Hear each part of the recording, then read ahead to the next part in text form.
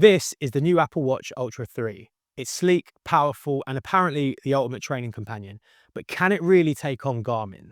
Because let's be real, when you're training twice a day and tracking everything from your training to your recovery, fancy animations and notifications don't mean anything unless the data is actually reliable.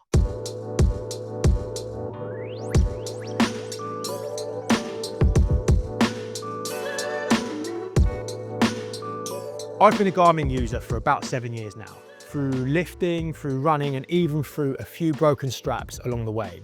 But I've had the Apple Watch Ultra 3 for just over a week now, and I've been putting them head to head to find out which one actually performs in the real world, not in a lab, and definitely not from the perspective of some nerd sitting behind a desk. Now, if you're watching this, you already know the basics. Like, yeah, my Garmin can literally go a month between charges whilst my Apple Watch dies faster than a toddler without juice. So this isn't a review about the specs or features, it's just my honest take as an athlete who lives and breathes training. I really hope you lot appreciate what I put myself through for you lot. Test done. Now, just need to go and review the data and see what's what. So the first major thing that I noticed between these two devices is the feel on the wrist. Straight off the bat, I can honestly tell you now that the Apple Watch is way more comfortable, and that is something that I did not expect. The Garmin is bulkier, a bit more angular, and during runs, I could definitely feel it. The Ultra 3, on the other hand, it sort of just disappears on your wrist, probably down to the shape, maybe down to the strap design, I'm not entirely sure, but putting them on my wrists back to back, I could definitely feel a difference, and Apple wins this one. And that brings me on to my next topic, which is using these watches whilst you're on the move. Now, when it comes to actually using the watch during a session, the Garmin absolutely smokes the Apple Watch. The physical buttons are a lifesaver. You can start, stop, scroll, all without breaking a stride, whereas on the Apple Watch, you're swiping, tapping, missing, and selecting the wrong thing. Half the time, it's just annoying to use. So usability mid-session, if that's important to you, then the Garmin wins hands down. And whilst we're on the topic of training, I wanted to discuss the data screens whilst you're training here. And again, in this instance, the Garmin is absolutely better for athletes. The data screens are clearer, they're customizable, and to be honest, they're actually useful. You can see everything you need to at a glance, like your pace, your heart rate, your distance, your elevation, and if you want more, it's one button away. Apple tries, but it's just not the same. I mean, you've got the information there, but it's a bit more annoying scrolling through the menus trying to find what it is that you're actually looking for. Now, the next topic, and this one here is going to be make or break for a lot of people, is the GPS accuracy. This one genuinely shocked me. On every single test that I did, the Garmin's GPS seemed to be more accurate, consistently making each kilometer sooner than the Apple Watch. In particular, on one 5K run, the Apple Watch completed 5K 17 seconds after the Garmin watch did.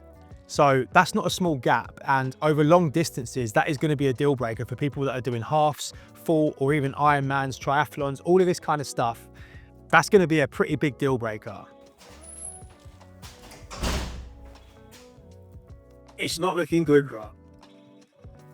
So when it comes to GPS accuracy, in my opinion, the Garmin wins hands down again. Now, this is all well and good, but we can't talk about these devices without talking about the quality of life features. And this is where the Apple Watch really fights back. So as a coach with ADHD and a brain often like a pinball machine, the reminders, calendar pop-ups, and just general smart features have been absolutely game-changing.